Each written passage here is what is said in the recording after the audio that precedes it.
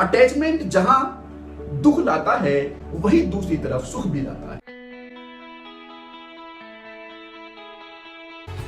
व्यक्ति का माइंड किसी वस्तु, व्यक्ति या मार्ग या गोल से किस भांति से अटैच होता है।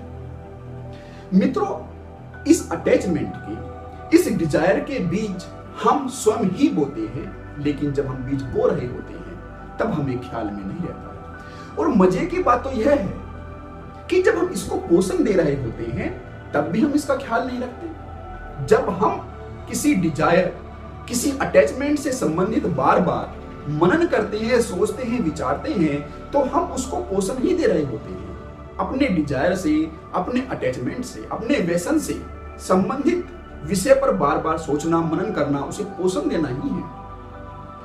और उस वातावरण में बार बार आना जाना, उसे पोषण देना ही है। एक उदाहरण लेते हैं। जो लोग ड्रिंक नहीं करते, शराब नहीं पीते, उन्हें ड्रिंक से और शराब करने वाले लोगों से एक बदबू आती है, एक दुर्गंध आती है। लेकिन जो शराब पीते हैं उन्हें शराब से, ड्रिंक से एक भीनी भीनी खुशबू आती है। मामला क्या है? दरअसल प्रारंभ में इन दोनों को ही ड्रिंक से बदबू आती है, लेकिन जिनको ड्रिंक करनी होती है वे इससे अटैचमेंट के अनेकों कारण बना लेते हैं, ढूंढ लेते हैं।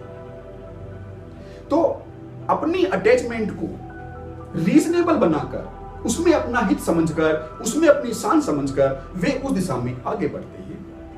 तो अटैचमेंट की जो जड़ है वह है किसी विषय पर बार बार सोचना, विचारना और उसमें अपना हित समझकर उस दिशा में आगे कार्य करना।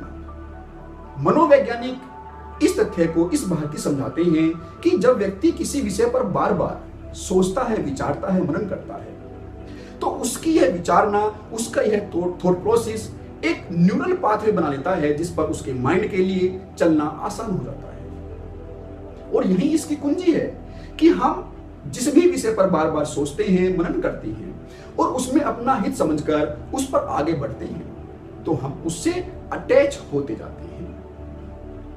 लेकिन हमें इस अटैचमेंट की दिशा को, कि हमें किससे अटैच रहना है, किससे नहीं होना है, इसकी दिशा को बड़ी ही समझदारी पूर्वक, बड़ी ही सजगता पूर्वक चुनाव करना होता है।